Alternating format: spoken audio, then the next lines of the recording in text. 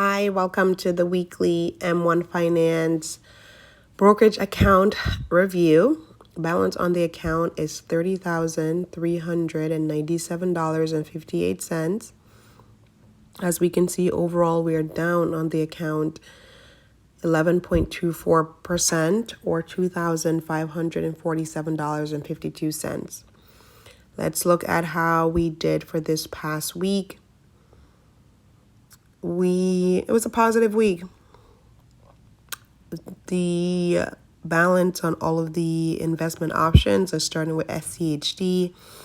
That was up 1.96% or $244.92. Realty income was up 0.23% or $17.87, so barely up. VGT was up 1.02% or $73.63. And then VTI was up 1.57% or $35.65. The ultimate allocation for this account is for the account to be 60% SCHD. And as you can see here, I'm 42% there.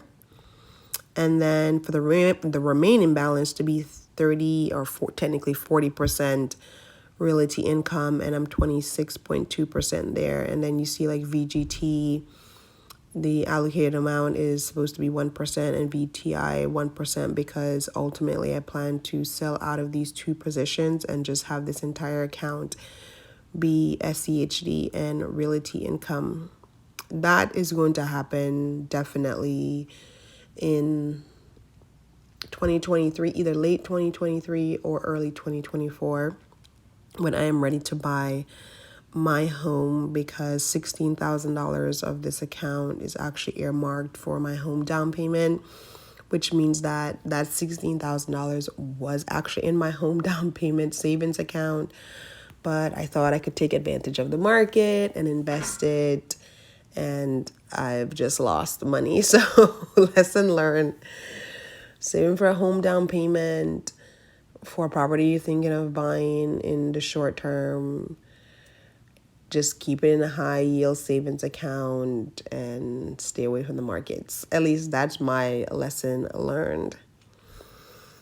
And let's look at the deposits for the week. So this past week, I was able to make two deposits. On November 21st, I deposited $300 into this account. It got me two buys. $105.46 went into Realty income, so I got 1.62 shares. And then SCHD, $194.53 went to that ETF, and I got 2.53 shares. And then on November 23rd, I just thought to deposit $32, so I did that, and all went to Realty income, and I got 0.48 share.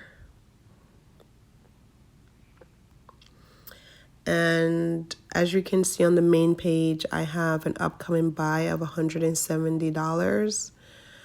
And let's just see what that looks like. So we see here most of that money is going to go to Realty income in the amount of $140.85.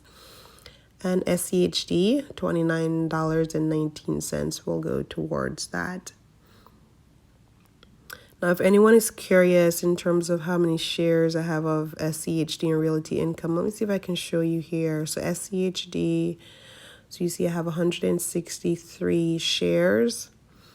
My cost basis, meaning the actual money that I put in of my own to buy these shares, is $12,550.45.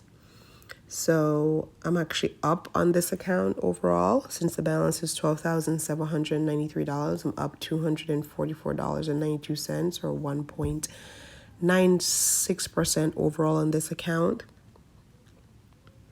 Realty income, I have 123 shares. You can see my cost basis is $8,455.24, and I'm up 0.23% just this week, right? Because you can see my cost basis is actually higher than what the actual balance on the investment is. So I'm actually at a loss with Realty income right now, but I do believe in the company. I think it's pretty strong.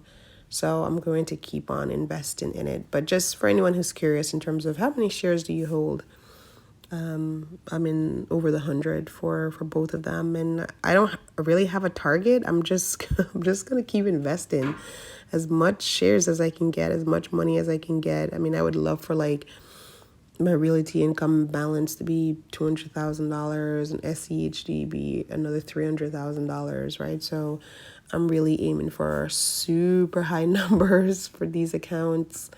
So we'll see what happens. That's the fun part about pursuing a goal, is the journey. You just don't know. I don't know. Maybe I'll come into a windfall of money at some point or not. And just, I don't know where life is going to take me, but I'm just going to stay focused on my goals and keep trucking along. Now, next week is a payday. So I should be able to put a decent amount of money into this account. I would say at least an additional $800 next week.